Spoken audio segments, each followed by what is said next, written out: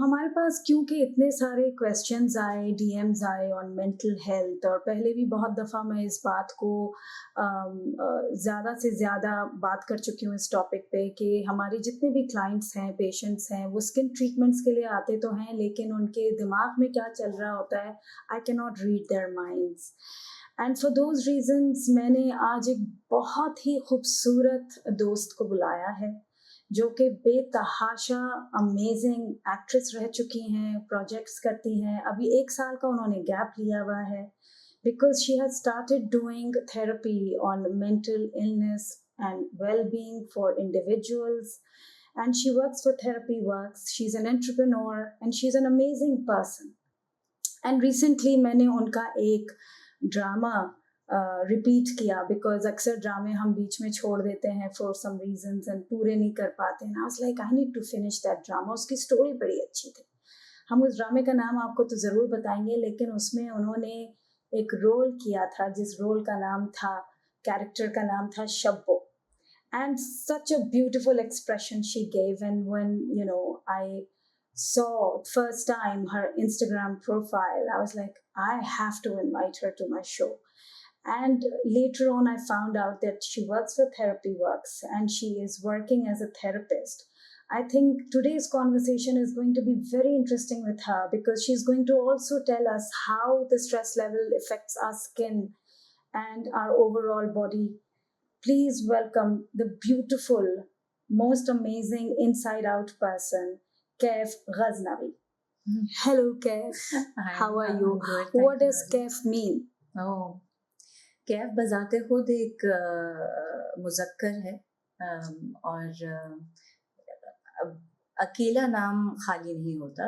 एक वो है इनकम्प्लीट सा वो नाम है, तो उसके साथ कुछ जुड़कर उसको समझाया बेहतर जा सकता है। तो जैसे कैफ व सुरूर है कि एक ऐसी कैफियत, एक ऐसी लज्जत जिसका सुरूर आपको, तो जब मैं अगर कहूँ कि कैफ का मतलब लज्जत है, एक इसका सिनोनिम ये है, तो आप ये सवाल होता है भी कौन सी लज्जत है। जरूरी नहीं लज्जत से सारी अच्छी हो, खूबसूरत हो या मजे वाली हो।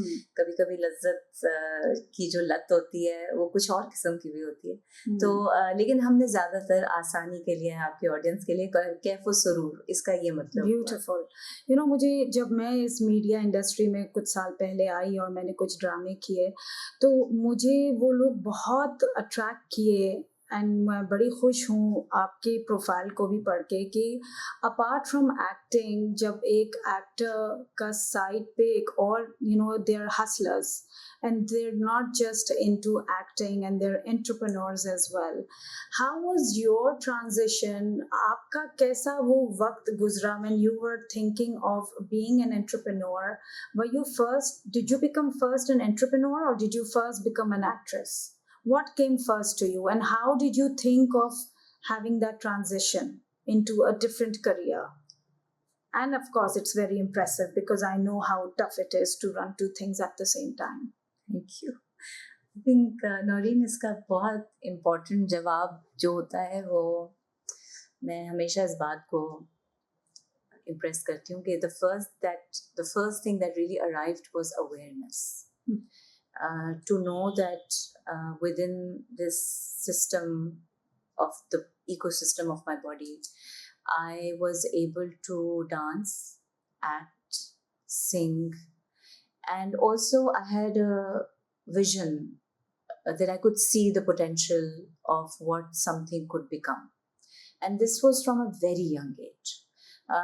इसको अल्लाह का करम समझ लें या इसको हालात समझ लें, एनवायरनमेंट समझ लें मेरी, जिसमें इस बात को पनपने की इजाज़त भी मिली कि ऐसी चीज़ों को देखा जा सके और समझा जा सके जो बजाते खुद नज़र नहीं आ रही होती है, बज़ाहिर छुपी हुई होती है, लेकिन उसके अंदर का पोटेंशियल आप देख सकते हैं। तो जब ये बार बार मेरे साथ हुआ, जिस तरह let's suppose I am collaborating with a को फ्रेंड, असाइनमेंट से शुरू करते हैं क्लासेस की, and as young age I talk about when I was in grade 8th, I was heading Urdu club in my school. In Lahore. मैं Neelum's branch में law और grammar से ओ लेवल्स मैंने किया हुआ है। तो वहाँ पर जब मुझे मौका मिला कि मैं कोई थिएटर या कोई पोइट्री पकड़कर उसका कोई पोटेंशियल क्रिएट करना शुरू करूँ, तो मेरे सामने एक वसी फील्ड थी उन लोगों की जो बहुत कुछ कर सकते थे उसके साथ। तो जब मैंने आइडियाज़ देने शुरू किए और वो एक अमली शक्ल उसकी नज़र आना शुरू, तो एक दफ़ा ऐसा हुआ, फिर दूसरी दफ़ा प्रोजेक्ट मज़े का बना, तीसरी दफ़ा कोई पढ़ंत अच्छी हो गई। तो मुझे लगा कि ये चीज़ मेरे अंदर है कि मुझे कुछ तो दिखता है जो शायद अगले बंदे को अपने अंदर नहीं दिख पा रहा, और मुझे इस बात में बड़ा मज़ा भी आना शुरू हुआ। चूँकि गाना गाने की सलाहियत है, सुर समझने की, ताल Yes, समझने की सलाहियत। I saw one of your reels. Beautiful voice you have, and you have to sing बहुत for me शुक्रिया। today. ओह गॉड, ये देखते हैं कि अगर आज ना सुबह मैं अपना पॉडकास्ट लंबा कर दूंगी। मैं बिठा दूंगी पूरी। You have to hear you out. You have a beautiful voice. I'll try. Please continue. So and then there was dance. It was something that came so naturally and so organic. Dance as in like Kathak dance So or वो तो था, मतलब जो हमारी बॉलीवुड और लॉलीवुड की हमारे ऊपर इन्फ्लुएंसेस थे वो तो चल रहे थे, पर एक अंग जिस्म के अंदर होता है बना हुआ। तो तभी आप अक्सर आप क्लासिकल डांसर्स को भी देखें या हिप हॉप डांसर्स हैं, उनकी वो घुट्टी में होता है, तो वो समझ जाते हैं यार मैं हिप हॉप अच्छा नहीं कर पा रही, मैं क्लासिकल अच्छा कर रही हूँ। जो नहीं समझ पाते उनको जिस तरह हिंदी में या संस्कृत में कहते हैं मूर्ख होते हैं। They don't understand their potential and then they end up doing things which are not suited for और कुछ them. लोग शाय भी तो होते हैं, उनको करना होता है dance, but they don't because they're shy. Yeah, well, फिर उनको they're bathroom dancers. This is where I play that role where I can pull them out and I feel that I have the potential to do that. I can see that. So ये जो awareness थी again जब ये आई और इसको मैंने इस्तेमाल करना शुरू किया, ये आसान भी नहीं था क्योंकि it transforms you, it transitions you into various roles. और जब आप किसी चीज़ में कंफर्टेबल होना शुरू हो जाते हैं ना, तो चीज़ें बहुत आसान हो जाती हैं। कभी-कभी आप उसमें बहुत कुछ अचीव करना शुरू हो जाते हैं। लेकिन जब आपके पास 3-4 स्ट्रीमलाइंस होती हैं जो आप अपने जिस्म में आपके सरायत हुई होती हैं और आप उनको अब आगे एक्सटर्नल वर्ल्ड में फेंक रहे होते हैं प्रोफेशंस, तो वहाँ पर ये होता है कि बड़ा मज़ा मुझ जैसे बंदे को इस तरीके से आता है कि I can hop from one profession to another, from one discipline to another, and that's where then I would answer your question कि it has been transformative, but it has been full of awareness, which is not an easy thing to झेलोफाई, but it has been extremely exciting. It's very exciting, and I have, if you look at my journey, I've always done one thing after the other. I started as a photographer, then a makeup artist, then a medical esthetician, then filmmaking, then an actress, and now I'm doing podcasts. And honestly, हमारे यहाँ बहुत ये बात अच्छी समझी भी नहीं जाती। बहुत ऐसा भी एक ग्रुप है लोगों का कि जो मजाक उड़ाता है, और क्योंकि वो खुद नहीं करते तो वो अगले को भी करते हुए नहीं बर्दाश्त होता उनसे। सो दे डू से कि क्या क्या करोगी, एंड आई से टू देम क्यों नहीं करूँगी। आई एम नॉट, अब मैं उस एज में आ गई हूँ कैफ कि मैं इसलिए नहीं करती कि मैंने सबको चैलेंज करके टॉप पे पहुँचना है। अब मैं उस मकाम, उस एज में आ गई हूँ कि अब मैं इसलिए करती हूँ क्योंकि मुझे enjoyment होती, मैं वो अपने लिए कर रही हूँ। I'm doing it for myself. I'm not doing it to show off. I'm not doing it because I want to compete with someone. So tell me कि आपने जिस तरह इतने अच्छे अच्छे किरदार किए, संगे मरमर, and you also did हम कहाँ के सच्चे थे, जिसमें मैंने आपके इंट्रो में बताया कि आपके कैरेक्टर का नाम शब्बो था, and what a beautiful character it was, and yes, you were, it was very well written, it was very well directed also. लम्हे किया था, okay, which is संगे मरमर के exactly बाद में किया था, okay, और बट मैंने काम बहुत कम किया है नौरीन, मैंने ज़्यादा काम नहीं किया। मैं साल में मुश्किल से 2 प्रोजेक्ट्स करती हूँ। okay, सो आई थिंक गिनती के मेरे पास 20 ड्रामे होंगे जिसमें फिल्म्स भी हैं, थिएटर्स भी इसमें शामिल होते हैं, और इसके अंदर क्या कहते हैं उनको, टेलीफिल्म्स। वो भी शामिल होंगी। सही। सो एंड आपके ख्याल से इस इंडस्ट्री में एक औरत का अगर किसी फीमेल को स्टार्ट करना हो, what would be your best suggestion to any female who wants to come into this industry? Groom And yourself. what challenges do you think she's going to face? Challenges देखो नौरीन, हर जगह face आप करते हैं, मर्द हो या औरत हो। मैं यहाँ पे औरत को बिल्कुल ये लेवरेज नहीं दूंगी, क्योंकि मैं अपने आप को कभी वो लेवरेज नहीं देती कि वो जो औरत कार्ड अच्छा लगता है, कहीं कहीं औरत कार्ड प्ले करना अच्छा लगता है मुझे। मेरे लिए कोई दरवाजा खोल के खड़ा हो, मेरे लिए सीट कोई छोड़े, पहले आप करके कर दे, ये शिवलरी है और ये मुझे बहुत पसंद है। I really admire these standards in any society where it exists, and it has to be humbly accepted by the women also, but not at the cost of कि कोई कमजोर है या कोई पावरफुल है या किसी को समझ में नहीं आ रहा और अगले बंदे को सब दिख रहा है, सो ये तो बिल्कुल इसको ये स्टूपिड है ये क्या, उस लेवल तक मैं नहीं पहुंचने दूंगी इस बात को। लेकिन चैलेंज के बगैर तो आप आगे बढ़ ही नहीं सकती और ना ही सकता। मर्द क्यों आगे बढ़ रहा है हमारी उसमें, बहुत अरसे से बाहर काम कर रहा है, औरतों ने गृहस्थी संभाली हुई थी, which was another huge job. जब उसको सिर्फ घर बनाने वाली है, मैं तो सिर्फ माँ हूँ या सिर्फ बच्चे पैदा कर रही हूँ, उस बच्चे पाल रही हूँ तक, ये जो सिर्फ का लफ्ज है ना, जब उसको लेकर आए हैं तो वहां पर चीजें गड़बड़ होना शुरू हुई हैं, क्योंकि आपने अपनी जात को खुद ही नीचे गिरा दिया है। आपने इस बात को एक्सेप्ट ही नहीं किया कि these are powerful services that we're providing within the household system। मेरी बात सुनो, मुझे बताओ किस घर में चाहे बेटा हो या दामाद हो, आपके घर में अगर कोई बीमार पड़े वो आके संभाल सकता है?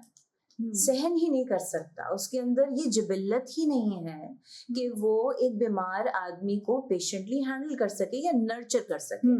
नर्चरिंग का कॉन्सेप्ट और मादा तो सिर्फ खुदा ने औरत के अंदर डाला हुआ है, तभी हम बच्चे पैदा करते हैं, तभी हम इतनी तकलीफ से गुजरकर उस चीज को जिससे इतनी तकलीफ है, हमें फाड़ कर निकलता है इस दुनिया में बाहर, उसको भी प्यार करते हैं। तो ये जो मोहब्बत है या ये जो नर्चरिंग का जज्बा है, ये मर्द के अंदर नहीं आपको उस तरीके से मिलेगा, वो किसी और जॉनर में मौजूद होगा। लेकिन यहाँ पर जब हम ये कहते थे ना, मैं तो सिर्फ बच्चे पाल रही हूँ, I am just a housewife, फिर जब ये औरतें अपनी आइडेंटिटी खो देती हैं और अपने हाथ से खुद खोती हैं, माइंड यू, मैं ये नहीं कह रही कि इसमें पेट्रियार्की का अमल दखल नहीं है, बिल्कुल है, लेकिन एक थोड़ा सा मैं डिटूर लूंगी ताकि अपनी बात ज्यादा अच्छी समझा सकूं। I am 47 right now, went through a lot of transition, a lot of transformation, perimenopause भी साथ साथ चल रहा है, जिसम बहुत सारी चीज़ों में से गुजर रहा है। लेकिन एक वक्त आता है जिसमें आपके लिए खूबसूरती के जो स्टैंडर्ड्स हमारे अंदर इंस्टॉल किए गए होते हैं और हमें जिनके थ्रू ही अपने आप को मनवाने के लिए कहा जाता है, चाहे वो माँ की तरफ से हो या बाप की तरफ। मैं माँ बाप को इसलिए कह रही हूँ क्योंकि ये हमारे डिफाइनिंग फैक्टर्स हैं as characters into the external world. तो जब आप उस घर के अंदर इस तरह से चल रहे हैं कि ये फ्रैजाइल है और एक 5 साल का बेटा जो है वो भी एक 15 साल की अपनी बहन को हिफाजत दे सकता है, ये स्टैंडर्ड जब आ जाते हैं तो दोनों के लिए दे आर सफोकेटिंग। मर्द भी कभी अपनी आइडेंटिटी नहीं समझ पाता, वो एक मैस्कुलिनिटी में बड़ा होता है कि मैं हिफाजत दूंगा और उसने वो ही रूल अपनाया होता है। फिर एक वक्त आता है जो मेरी एज का वक्त आप कह लें, जिसमें औरत कहती है मुझे इस हिफाजत की अब जरूरत उस तरीके से नहीं है। आता सबके ऊपर है, अवेयरनेस है या नहीं है ये और बात है। उसको अक्सर और बेशतर इस आवाज को जो आपके अंदर से आ रही होती है, जिसमें आप अपनी एक वो बदल रहे होते हैं, फिजा बदल रहे होते हैं अपने अंदर की, अंदर बहुत बदलाव जो आ रहा होता है उसको एक्सेप्ट करने की तरफ जा रहे होते हैं, पर उस एक्सेप्टेंस से पहले आप बेजार हो रहे होते हैं, परेशान हो रहे होते हैं। आपको नहीं किसी की सुननी, आपको नहीं किसी का दबाव लेना, आपको अपने से करना है, आपको अपनी दुनिया में रहना है। उसमें क्या होता है कि फिर आपके बड़े आ जाते हैं, क्योंकि उन्होंने वो ट्रांसफॉर्मेशन कभी एक्सेप्ट नहीं की होती, तो आगे कहते हैं कोई नहीं, चल खड़ी हो जा, कमर बांध, घर संभालना है, कौन करेगा, चल आगे चल, ये बातें हमने बड़ी सुनी हुई हैं, बस कर दे, इस तरह की बातें। They shame you, and the shame then doesn't allow any kind of transformation to happen, क्योंकि shame की frequency is the most degrading frequency, it brings you down so bad। आपको आपको दफन कर देती है इससे पहले कि आप जो मर के दफन होते हैं उससे पहले ही आप दफन हो चुके होते हैं। Absolutely, आप बिल्कुल सही कह रही हैं. And you know, last year I also went through lots of different stages and pre-menopause आप कह लें. बहुत obviously family जब साथ रहती है तो हर किसी के अपने अपने issues होते हैं. And एक female माँ को एक औरत को जो घर में होती है उसको फिर सबको देखना पड़ता है. And for those reasons I decided I'm not going to ask for permissions. I'm going to do what I want to do. I'm not going to, you know, there came a point in life where I felt that even if I'm discussing my problem with someone, उस बंदे के अपने इतने issues हैं कि वो मेरी क्या सुनेगा. मुझे ऐसा भी लगता है कि दुनिया इतनी बदल गई है क्या, किसी के पास वक्त नहीं है किसी के लिए. And I completely respect the therapists and I completely believe कि हर एक इंसान को जो आपको नॉर्मल भी दिख रहा है ना, उसको भी थेरेपी की जरूरत है. बिल्कुल. ये थेरेपी का इतना, ये भी टू एज सॉर्ड है नौरीन. बड़ी अजीब सी मुझे कभी कभी बात लगती है. मैंने जब इसमें कदम रखने का सोचा, उससे बहुत पहले से मैं सोसाइटी में काम कर रही थी कुछ ऐसे लोगों के साथ जिनको मेरी ज़रूरत थी. And I am not going to go into the details, but the thing was that the beauty about that whole thing was that I was able to create theatres which then, क्योंकि creative जो voice होती है वो ज़्यादा masses को जाके आप ठा करके कहानी नहीं सुना रहे हो तो उसको एक लिबादे में उड़कर खूबसूरती से प्रेजेंट करते हो. And that created a lot of connections through Instagram, through Facebook. Lots of people directly messaged me, anonymously also, in cognitive mode pe bhi. They told me their stories and I thought that when they started asking me for help, that is when I thought that I do not have the language or the skill set to help these people. मैं कुछ गलत ना कर दूं क्योंकि उसमें बहुत serious cases थे, कुछ borderline cases थे, and so I had to then go into another zone and discipline. और मुझे कभी-कभी बहुत exhausting लगता है. पर आप responsibility all लेते हो. of my therapy friends जो therapy करता है वो सब यही कहते हैं कि I need a break between one client to the other because मेरा mind इतना exhaust हो जाता है. Tell me Kaif, one thing कि आपके पास ज़्यादातर clients are they females or males? So I've just started. It's a very long process and I want to make a correction over here. I'm still under training in therapist. I am associated with Therapy Works because that's my institution, and I work with them also in the way that sometimes when they need help with OT and with maybe, you know, talking to someone, because that's also my learning space. So that is where I ground myself from. Are you a good listener? I hope so. I think that would I think a therapist has to be a good listener first, no? Yes. क्योंकि मुझे ऐसा लगता है मेरे कई सारे clients यहाँ आके इतनी सारी बातें कर जाते हैं कि उनको पता है कि अब नौरीन आंटी ने तो आगे किसी को नहीं बतानी है.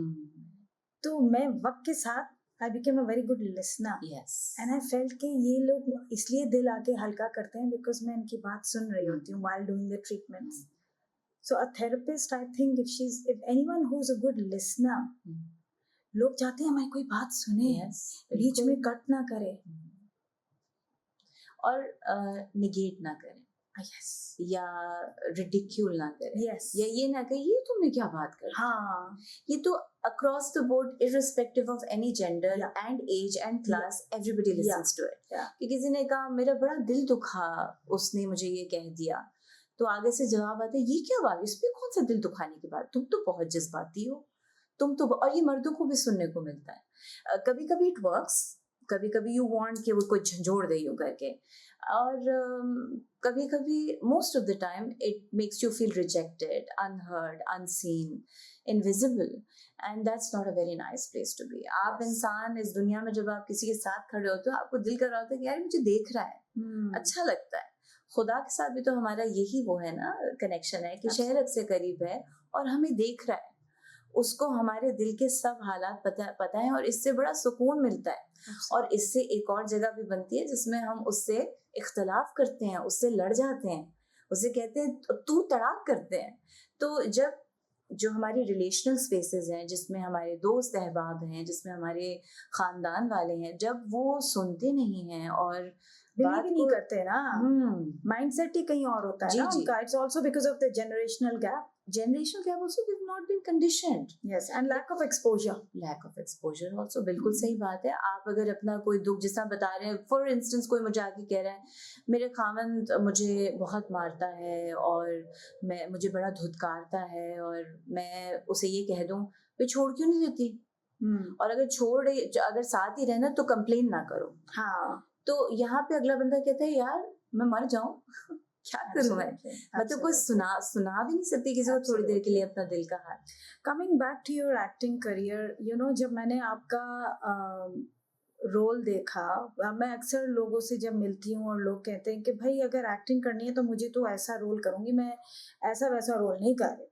But when I saw your character in हम कहाँ के सच्चे थे, that was the first time I realized कि this is what you call acting. And आपको you should cut out those boundaries के और be specific कि नहीं मुझे तो जी हीरोइन के मैं तो हीरोइन की अम्मा ही बनती, हमेशा मम्मी बनती हूँ.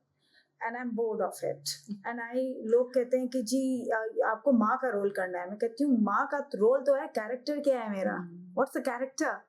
I just don't want to be just a mother in the, you know.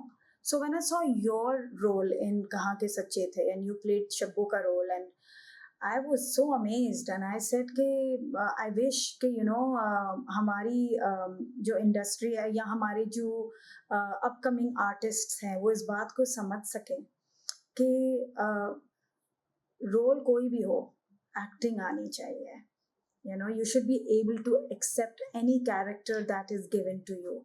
चाहे वो मेड का कैरेक्टर हो या नंद का कैरेक्टर हो या माँ का कैरेक्टर हो.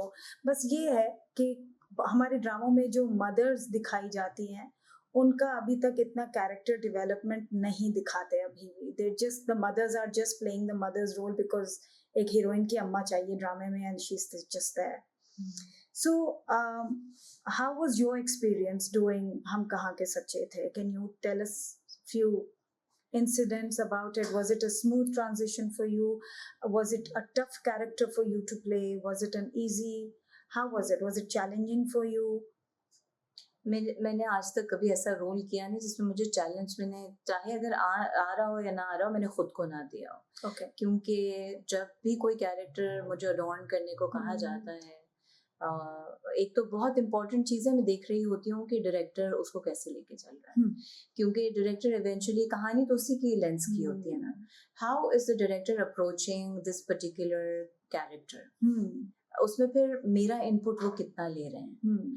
अगर तो वो बिल्कुल भी नहीं ले रहे और वो कह रहे हैं भाई क्या आप कॉम्प्लिकेशन में पड़ रही हैं, सीधी सीधी मांग निकालें और बस खत्म करें बात को, तो मैं फॉरन नो कहती, that's like a total no go area for me. तो मैं माजरत करती हूँ, मैं कहती हूँ मुझसे ये कैरेक्टर नहीं होगा, maybe it's too complicated for me, so you know मैं इजाजत लेती हूँ आपसे. लेकिन अगर डायरेक्टर्स जो हैं वो एक्साइटेड हो रहे हैं तो फिर तो बड़ा मजा आता है क्योंकि फिर आपके पास खेलने को जगह होती है. और इसमें यही हुआ था, फारूक रेन जब मेरे पास आए, स्क्रिप्ट में ये कैरेक्टर लिखा हुआ नहीं था और उन्होंने कहा कि मैंने कहा अच्छा क्या करूँ मैं इसके, तो कहते हैं इसको हम बनाएंगे. और जो कि फारूक का मैंने ट्रांजिशन देखा हुआ है, बहुत सारे उन्होंने काम किए हुए हैं, बहुत मैं उनको बहुत ऊंचा स्थान देती हूँ डायरेक्टर्स की फहरिस्त में. He is a very creative soul, he is a very he takes up challenges like no other. And of course I'm not comparing, he has his own genre, the way he does things, so I always aspired to work with him. And when he contacted me, 2 साल से हम कोशिश कर रहे थे काम करने की, तो जब उन्होंने कहा कैफ एक स्क्रिप्ट आया है उसमें कैरेक्टर नहीं लिखा हुआ लेकिन हम उसको बनाएंगे, तो I was sold to that. I said fine. हालांकि आपके सीन्स कम थे, but 20 scenes थे, 20-21 scenes. Yes, but you know जब भी you were coming onto the screen, and the best scene I think आपका वो था when he comes to collect things from Yeah, her that was very room, emotional. her bedroom, and how you had to, because आप चाह रही थी कि मेरा नाम भी ना आए और मैं बता भी दूं, because you were so much engulfed in, you know, the whole situation. It was also that space जिसमें वो character इस बात को समझती है कि ओ ये उस रात हुआ असल में क्या था. Yeah, She wasn't even going into that and space. everyone knew, okay, only Shabbo knows what Yeah. happened. Only she could unravel, Yes, because yes. उस वक्त उसी ने सब कुछ किया ना, उसकी muscle memory जो थी. Exactly. तो वो उसी सीन के अंदर वो रिवील हुआ. इंटरेस्टिंगली नौरीन, वो सीन मैंने पढ़ा नहीं हुआ था. हाँ. तो जब हमने वो करना था तो थोड़ी देर पहले मुझे वो सीन मिला, उस सीन से पहले, शूट से पहले. तो it was a major reveal to me as well. And I did not know, honestly speaking, I struggled a lot with that scene because I couldn't decipher कि ये रो रही होगी या ये ड्राई आइड होगी, या आई कुडंट. एक अगर मैं चाहती वो दोबारा मैं उस सीन करूंगी, मैं बहुत अलग तरीके से उसको करती. मुझे मौका मिलता ना अगर उसके साथ कम से कम. Perfect. Well, thank you And so you know, much. you were shivering while you were Yes, talking to him. I think the shiver was very natural because I was shivering कि मैं सही कर भी रही हूँ या नहीं. I was so doubtful. And मुझे ऐसे डायरेक्टर्स बहुत अच्छे लगते हैं कि जो हमें स्पेस देते हैं to change the words around and say it. हम अगर सीन समझ जाए और हम अपने तरीके से उस सीन को करें, चाहे उसमें एक दो लाइन नीचे ऊपर हो, and they give us time and seconds to bring that expression on the face. That's what you were given. Yes. And that's what actually made that scene into, you know. क्या सुनाएंगे आप? गाना यही आप ये वाला सुना सकती हैं, हम कहाँ के सच्चे थे. Such a beautiful song. I'm so sorry, I don't. Okay, please sing us. I love your voice. Please sing us whatever your favorite song is. इस वक्त अब बहुत माजरत, क्योंकि मैंने अपनी वॉइस का वार्म अप आज सुबह नहीं किया. तो I don't know how it's gonna come out. Wow. चलो ओके. तो ये आशा भोसले की एक गजल है.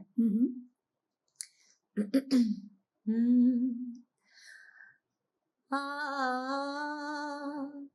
आ आ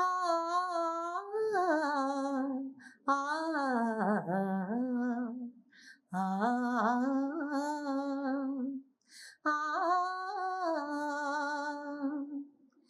सलोना सा सजन है और मैं हूँ.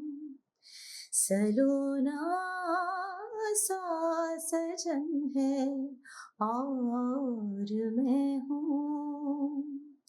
जिया में एक अगन है और मैं हूँ.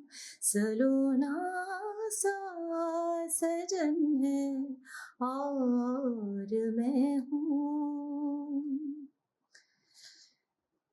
चुराए चैन रातों को जगाए, चुराए चैन रातों को जगाए.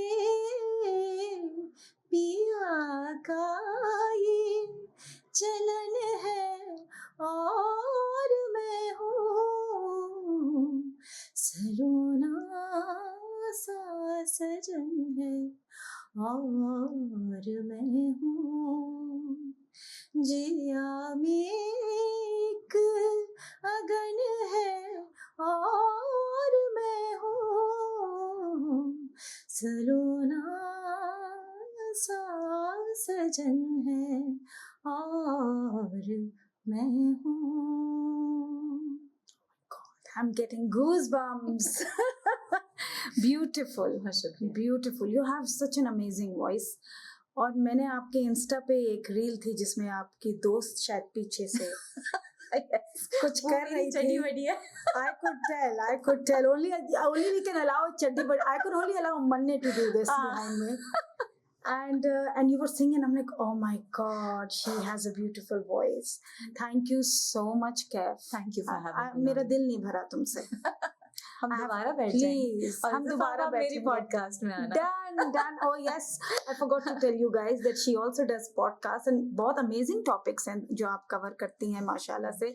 We're going to give a link of her Instagram profile in our bio. Please follow Kev Ghaznavi. Love you and thank you so much.